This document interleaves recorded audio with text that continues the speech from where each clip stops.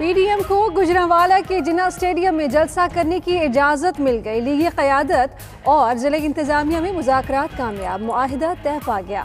Copy 92 news ने हासिल कर ली। मुआहिदे के मुताबिक पीडीएम जिन्ना स्टेडियम में जलसा करेगी। जीटी रोड बंद नहीं किया जाएगा। इंतज़ामिया कोई छापा मार कार्रवाई नहीं करेगी। तमाम रास्ते खोलने और कंटेनर्स हटाने का भी फैसला किया गया।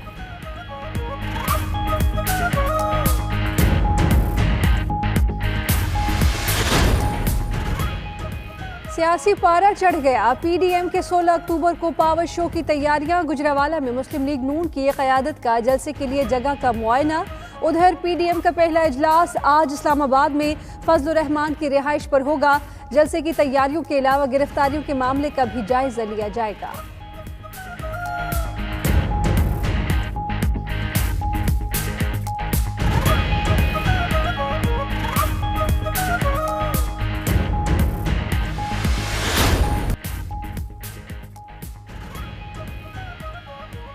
ऑपोजिशन की तहरीक से कोई परेशानी नहीं। वजीर आज़म इमरान खान कहते हैं एनआरओ दे दें तो कोई तहरीक नहीं चलेगी। ऑपोजिशन को किसी तौर पर एनआरओ नहीं देंगे। धांधली का शोर करने वालों ने इंतखाबी उज़रदारियां ही दायर नहीं की। तहरीक इंसाफ के अपने उम्मीदवार बहुत कम मार्जिन से हारे। कुलसूम नवाज की कामयाबी के लिए 2.5 अरब के फंड्स खर्च किए गए। मजीद कहा महंगाई पर जल्द काबू पा लेंगे। मजमा तो सारा है मौलाना फजलुर रहमान साहब का। ये सारे जुम्मे जंज के साथ हैं। 2 दिनों में पता लग जाएगा कि सारे पाकिस्तान से ये कितने लोगों को इकट्ठे कर सकते हैं। 31 दिसंबर से पहले झाड़ू फिर जाएगा। जिसने गिरफ्तारी दी है उसने खुद दी है, अपनी बेल वापस ली है। बिलावल जो है वो समझ से काम ले। मजमा सिर्फ फजलुर रहमान का, बाकी जुम्मा जंज नाल होगा। शेख रशीद कहते हैं हुकूमत जल्द से जुलूस से नहीं गिरती। 2 दिन में पता चल जाएगा ये कितने लोग इकट्ठे करते हैं। शहबाज शरीफ जूडू कराटे नहीं चाहते, उन्होंने खुद गिरफ्तारी दे दी। दिसंबर में झाड़ू फिर जाएगा। बिलावल भुट्टो समझदारी से काम लेगा। मरियम नवाज ने बाहर जाना होता तो इस तहरीक की जरूरत ही न पड़ती।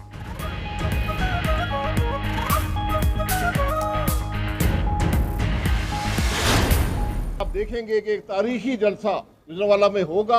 हमारे वर्कर इन हथकंडों से नहीं घबराते। कंटेनर इंशाल्लाह हमारा रास्ता नहीं रोकेंगे। जो हथकंडे गिरफ्तारियों के इस्तेमाल हुए वो नाकाम रहेंगे। इन मुश्किलात से छुटकारे का सिलसिला इंशाल्लाह गुजरांवाला से शुरू होगा। हुकूमत अवाम का एतमाद खो चुकी। पीडीएम मुश्किलात का हल निकालेगी। शाहिद खाका नब्बासी कहते हैं हुकूमत ने मईशत को तबाह, बेरोजगारी और गुर्बत को बढ़ा दिया। राना सल्लौना ने कहा कि कठपुतली हुकूमत को घर भेजने का फैसला कर लिया। जलसे से रोका गया तो मामला तशद्दुद की तरफ जाएंगे। परवेज रशीद ने कहा अवाम की ताकत से कंटेनर्स को उठाकर फेंक देंगे।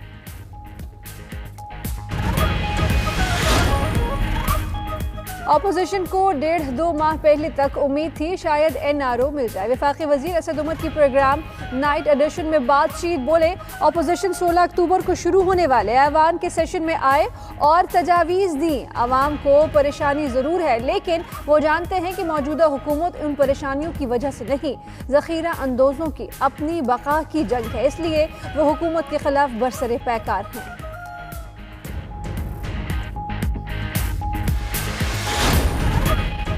करने वाला ना समझा जाए, लोहे का चना साबित होंगे। फजलुर रहमान का 4 सद्दा में खिताब। बोले हुक्मरानों ने पाकिस्तान को तबाही के दहाने पर ला खड़ा किया। कठपुतली हुकूमत को घर भेजने तक लड़ते रहेंगे। ये दिसंबर का महीना नहीं देखने देंगे। उधर राजा परवेज अशरफ ने कहा हुकूमत मुल्क को गैर यकीनी सूरत हाल की तरफ ले जा रही है। जनवरी से पहले ही हुकूमत का कला कमा हो जाएगा।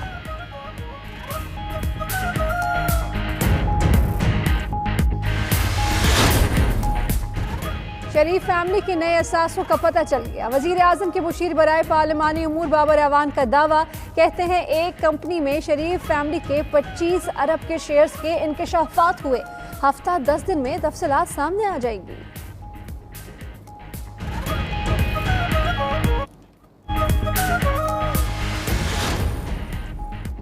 वज़ीर आला पंजाब के मुआविन खुसूसी खुर्रम लगारी ने इस्तीफ़ा दे दिया। खुर्रम लगारी को एक ही रोज़ कबल प्राइस कंट्रोल कमेटी का खुसूसी नुमाइंदा भी बनाया गया था। उन्होंने अगले ही रोज़ ये ओहदा भी छोड़ दिया। ज़राए के मुताबिक खुर्रम लगारी अपने हल्के में काम ना होने पर नाराज़ थे। ब्यूरोक्रेसी की तरफ से फ़ोन तक ना सुनने की शिकायत थी।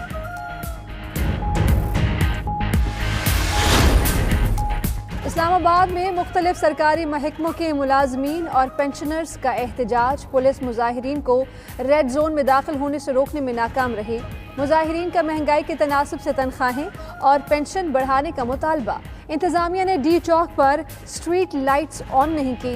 अंधेरे के बावजूद लेडी हेल्थ वर्कर्स समेत मुजाहिरीन का एहतजाज जारी।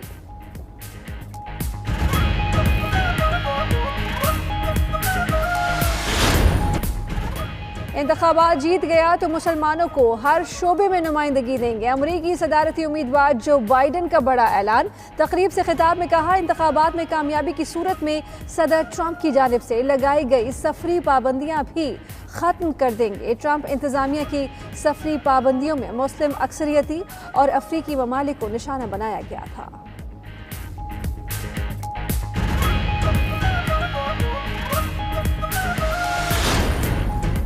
जो बाइडन जीते तो अमेरिका की मिल्कियत चीन के पास होगी। अमेरिकी सदर डोनाल्ड ट्रंप की हरीफ उम्मीदवार पर कड़ी तनकीद। इकनॉमिक क्लब से खिताब करते हुए कहा, अगर वो इलेक्शन हार गए तो अमेरिका को शदीद माली बहरान का सामना करना पड़ेगा। इंतखाबात सोशलिस्ट ख्वाब और अमेरिकी ख्वाब के माबैन चुनाव है। कुछ रियासतों के गवर्नर्स की जानिब से लगाए गए लॉकडाउन से बड़ा नुकसान हुआ।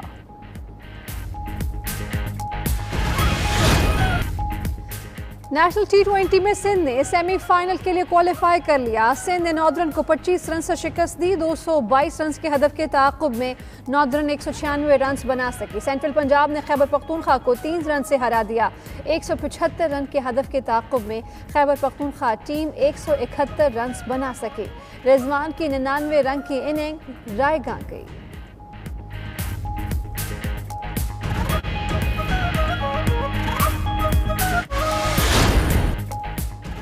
और happy birthday Babar Azam. Pakistani one day और T20 कप्तान बाबर आजम 26 बरस के हो गए। पाकिस्तान क्रिकेट बोर्ड का बाबर आजम को सालगिरह का तोहफा, कप्तानी में 1 साल की तौसीक कर दी।